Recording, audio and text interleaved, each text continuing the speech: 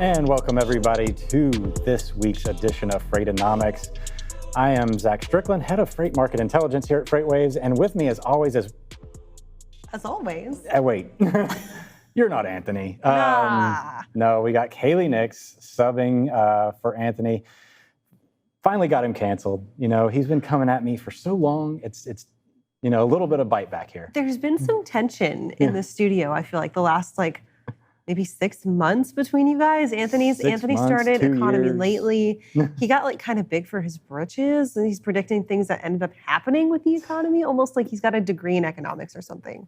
Cancel Anthony. We got to check him every now and again. No, he's out in Portland doing the Lord's work out there this week, talking about trees and the economics of those things that sometimes impact our economy. So he is on his way back, of course, today. But Kaylee, thank you for stepping in today. Today's show, of course, is going to be a little different because we have a unique perspective, and I'm actually extremely excited to get a different perspective from the other guy that's normally on here, you know, talking about his macroeconomic indicators. I promise I'll be a little bit less feisty than Anthony is, but I'm also excited to be here because I get to let you take the lead a little bit, and I get to just kind of follow along with your show instead of leading. This is actually your arena naturally, and I'm actually the imposter here. So we'll see how this works out. It's going to be good either way.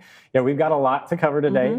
The world is very chaotic. And Kaylee you're sort of an outsider. I don't want to call you an outsider, but I would still consider myself an outsider to the freight world, right? Like I've broken through the barrier, but I'm still trying to have to ask people who know more than me the stupid questions every single day. You know a lot more than I ever did when I was in your position. So it'll be interesting to get your take on some things. And of course, we're going to cover those hopefully from your perspective, kind of bring it into how can we kind of digest some of this complicated stuff. So, but first off, I don't know if you've been watching lately, Kaylee, but always we do the market in two because I got to give the people their month or their weekly market update.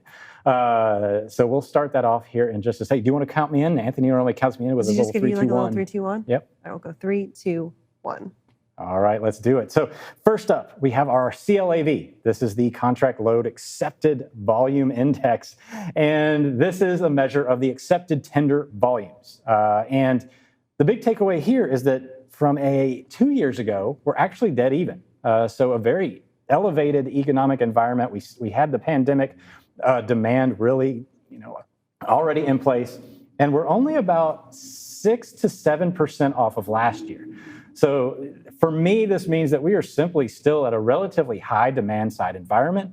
May not feel like it from the spot market side, but it's going to be the index to watch because economically speaking, there's a lot of signs that this index still has a lot of room to fall. And when that does happen, if it does happen, that's when things truly may become more uncertain and chaotic. So next chart here, speaking of spot rates, the NTI versus NTIL. So one has fuel included, that white line up there, and the green line down there does not. And the reason we take out fuel is to try to eliminate the influence of a volatile fuel commodity, which as anybody that watches it knows that diesel prices fluctuate dramatically, and they have so over the past 6 months or so. And there's not a big difference in direction here. So the takeaway for me is that we are in a very flat market. I talked about it last week. Labor Day really wasn't a thing. We normally see a bit of a spike in spot market activity. Did not happen. This could portend a muted peak. And last but not least, let's go to the last chart. I always kind of try to leave with a big takeaway with a VOTRI versus ROTRI versus FOTRI. So VOTRI, Van Outbound Tender Rejection Index, there in the white line, not interesting at all. Flat to down. But look at that reefer outbound tender rejection index in green. It's starting to show an uptick there. And then, of course, flatbed was falling, and now it's not. So the two other modes showing some signs of life as capacity tightens for refrigerated slightly, and van or flatbed doesn't fall as dramatically. I've got to say, best 2 minutes that I've seen on Freightonomics in a while. That was a good one. I kind of like FOTRI. I'm going to take Anthony's side of things and say that I also kind of like FOTRI. I think that it makes a lot of sense. Yeah, well, the flatbed indicators, that's very heavily tied to, the lumber and the manufacturing, industrial and construction, of course, a thing. And the housing market, as Anthony actually wrote about in his Daily Watch, I think we talked about it at our event. I basically said, hey, Anthony, is the housing market, boom or a bubble? And he was like, absolutely a bubble. I think it was the only economic sector that he was like, absolute bubble. Well, there you go, Anthony. I hope I did you a little bit of justice with your shout out of FOTRI. Yeah, FOTRI. Gotta have the FOTRI represented all the time. So, all right, now everybody, the people have their market update for the week. There we go. Very flat. I don't want to call it uninteresting because there is a little bit of nuance to it in that reefer and flatbed side. So a little bit of uptick there, but do we get to a point where it becomes more exciting in the next maybe few weeks, do you think? We might. And we're going to get to something that your specialty is that I think, and I'm going to go ahead and tease it out. You're a meteorologist. Yes. And people that know me know that I am secret weather nerd. Closet weather nerd? Closet weather I don't nerd? even think it's like closet weather nerd at this maybe point. I'm out. If you know what an eye wall replacement cycle means, you're not a closet weather nerd. You know. Yeah. I mean, I did kind of pretend to be a meteorologist at times on Freightways Now in the early days when our meteorologist wasn't around. I would kind of just go up there and point. But that's okay. We're going to get to that a little bit. Of course, we know we've got a Category 4 hurricane. I kind of want to get your thoughts on if this was the overactive hurricane season that wasn't, considering that we're past climatological peak and we're only barely on the G storm. So we'll talk about that later. Yeah, I want to get to that for sure. So we've got some stories, though, that have come out over the last week that I want to discuss with you. And I want to get your take on a few of these. Now, one of them, of course, the first story in our list here is shippers think a little less of 3PL's value amid supply chain volatility. Now, you get to interview and talk to a lot of people on the shipping side of things, as well as the brokers and the carriers, and also the technology side. And one of the big takeaways for me from this piece was shippers really expected their 3PLs to be heavy into tech. What are your thoughts here? What's your takeaway? Are you surprised by this at all? Or do you think that it's kind of just a consequence of all the chaos that we had in the pandemic? I think it's a really interesting take for a shipper to say, hey, you've got this 3PL who, for the most part, a lot of these 3PLs value their business on relationship building, right? Like that is their value prop when you sit here, is that we're in the business of shaking hands between your shipper and your carrier and making things run smoothly. That way, you as a shipper can think about your other aspects of your business. And I think that it's kind of unfair to say as a shipper, you know what, we don't value the value that you're giving us, Right. And I definitely get that. The last 2 years were times that were ripe for technological innovation. We talk about it all the time with folks. If you didn't get on the boat of freight tech in the last 2 years, you're swimming without a life jacket at this point, right? And it's only a matter of time before you can't see the boat anymore. So if you're a 3PL and you haven't made that tech innovation, that could be the reason why your shippers may be losing a little bit of faith in you, because they're sitting there and they're looking and they're saying, okay, you didn't innovate when the market was giving you an opportunity to innovate. Yeah. What makes us think that you're going to support us through innovation through tough times that are eventually coming? Yeah, right. And, just like any company, you get to a certain level of comfortability and you kind of stall out. And sometimes it's just the nature of scaling, right? An investment and things like that. Your infrastructure actually starts to inhibit your growth at a certain point because you've committed to a certain direction. And I think that, some of these shippers also kind of were expecting a better return on their investment during the pandemic, which arguably may or may not have been attainable. So a very interesting piece. I absolutely agree with that. And then one more thing to that point is that you get comfortable, and when you get comfortable, you stop growing. And I think that that's kind of that make or break moment for a lot of 3PLs too, is do you want to be okay with being a little bit stressed, a little kind of on the edge and grow, or do you want to sit there and be comfortable and say, you know what, we're just happy where we are, and then get left behind? Yeah, and this environment, you almost can't. You can't just find a nice little plateau. You're expected to grow infinitely for always.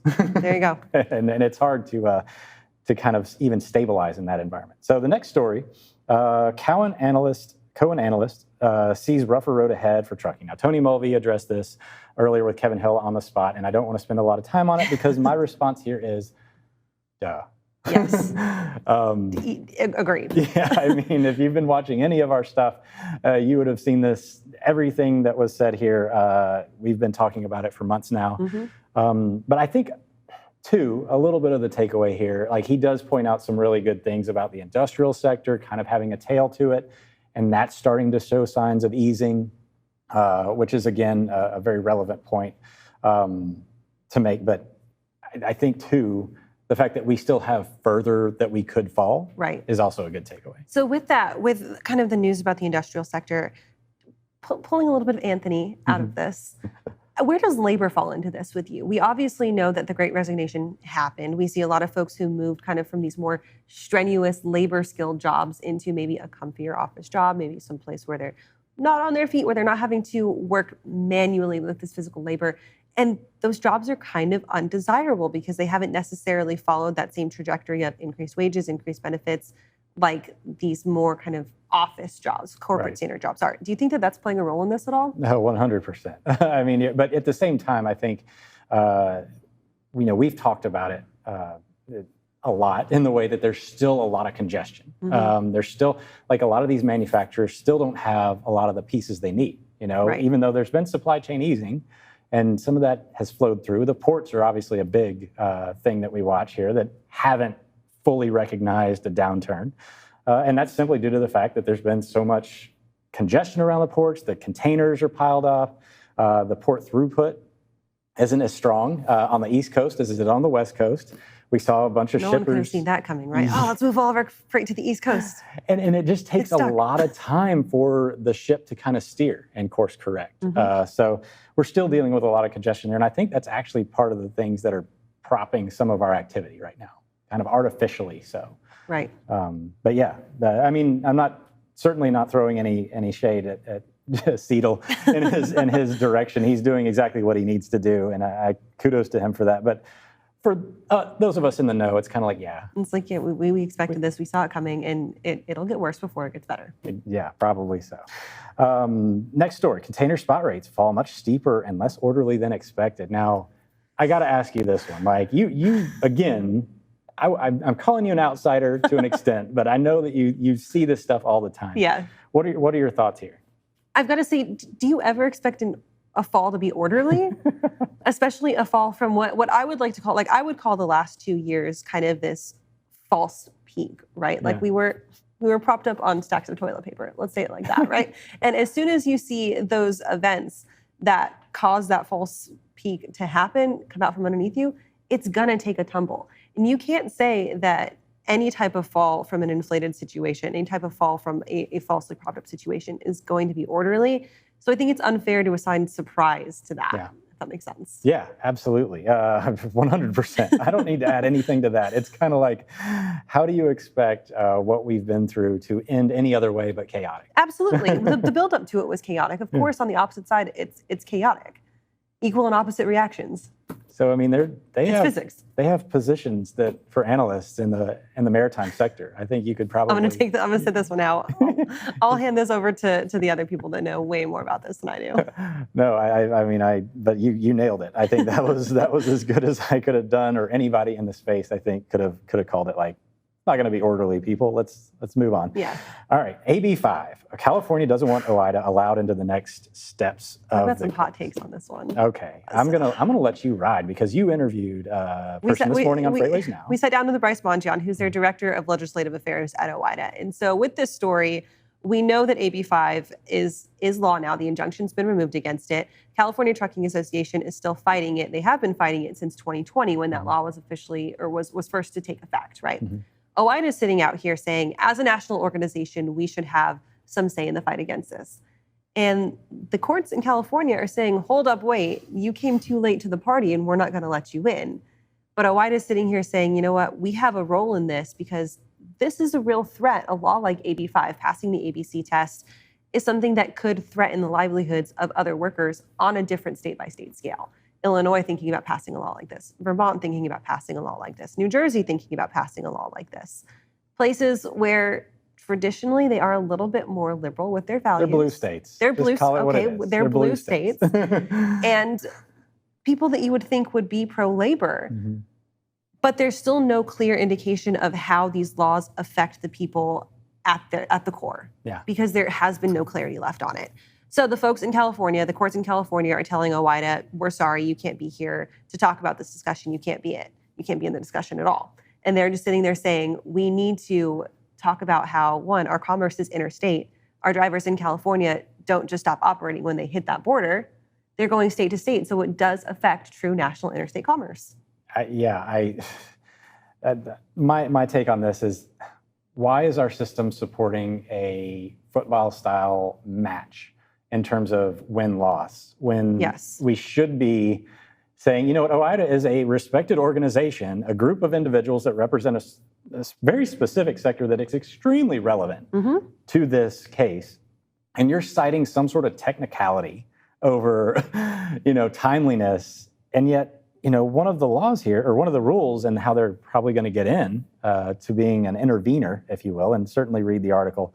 It's very good. John Kingston, of course, been covering this quite a bit.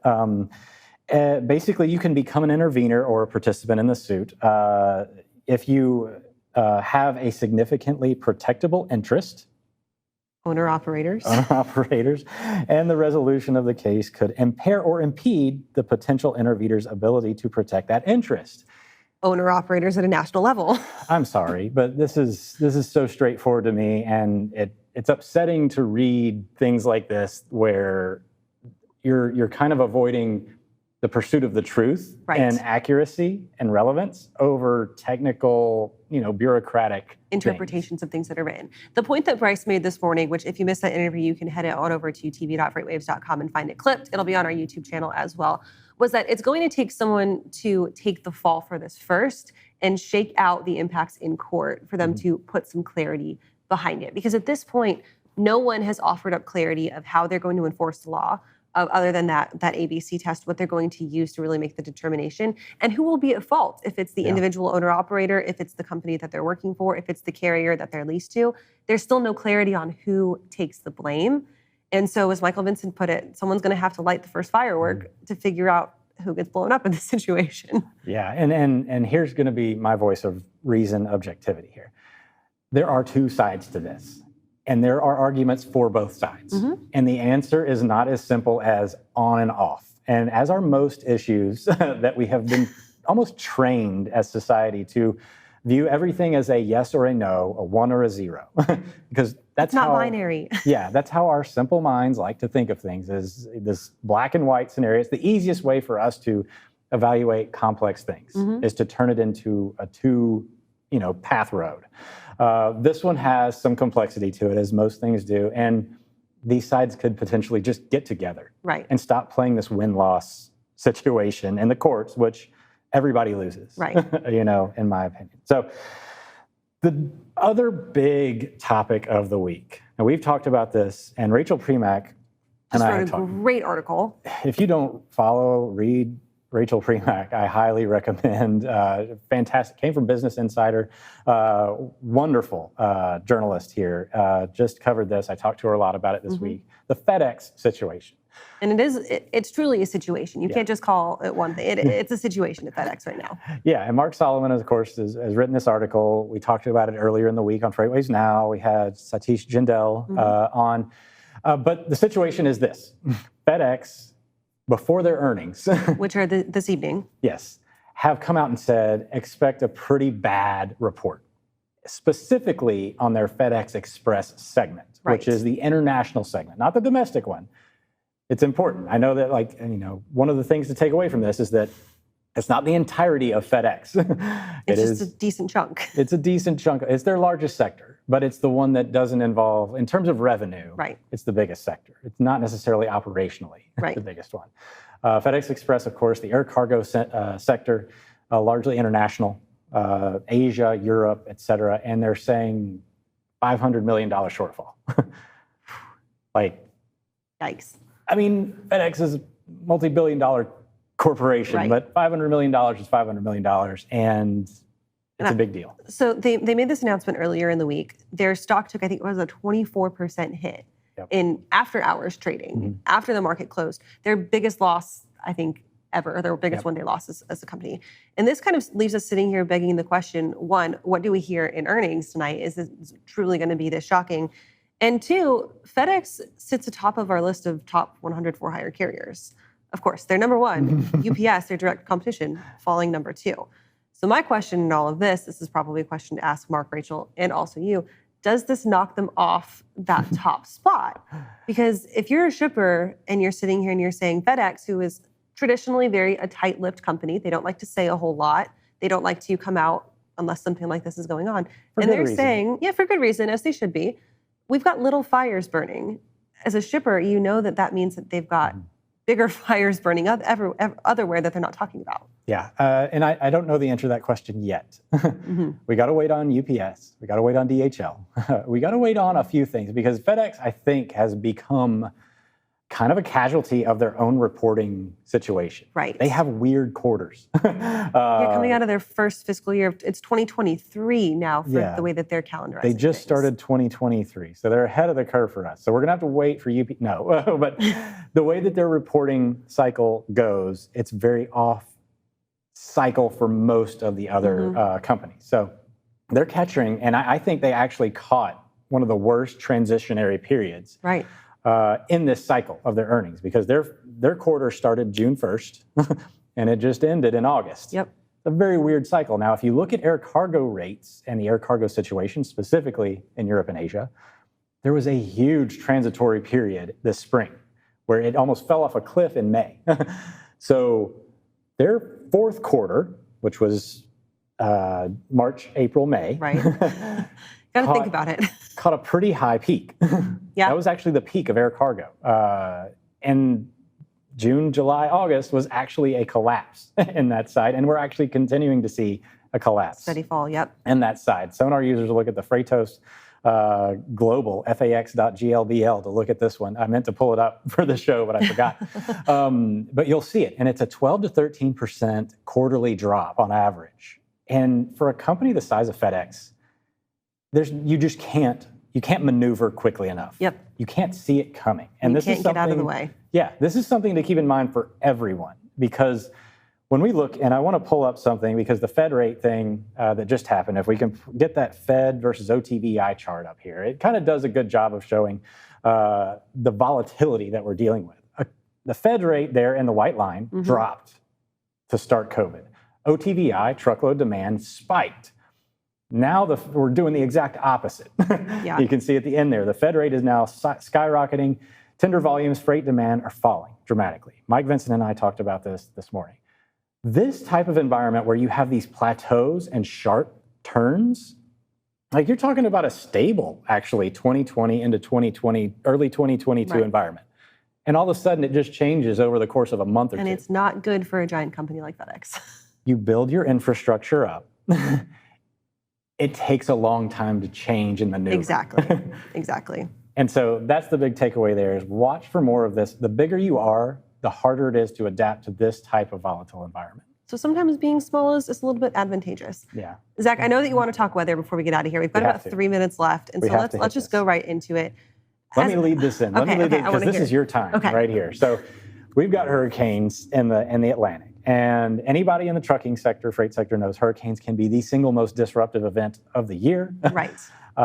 We have had a relatively slow tropical season in the Atlantic due to some upper level disruption factors with the dust layer and wind shear, et cetera. But we've got one that I think has the potential of being a pretty significant storm. And so we've been talking about Fiona. She's getting all the spotlight right now because Category 4 storm, first major hurricane of the year. But for the most part, other than the impacts to Puerto Rico and the Dominican, this has been a sea storm. It's been out to sea. It's forecast to stay that way until it impacts northern parts of Canada. What we're really interested in watching, though, is what's going on just off of the coast of Venezuela. It doesn't even look like anything. It looks like a bunch of noise. It looks messy, which is the crazy part about this. So Invest 98L, 90% chance of tropical formation right now.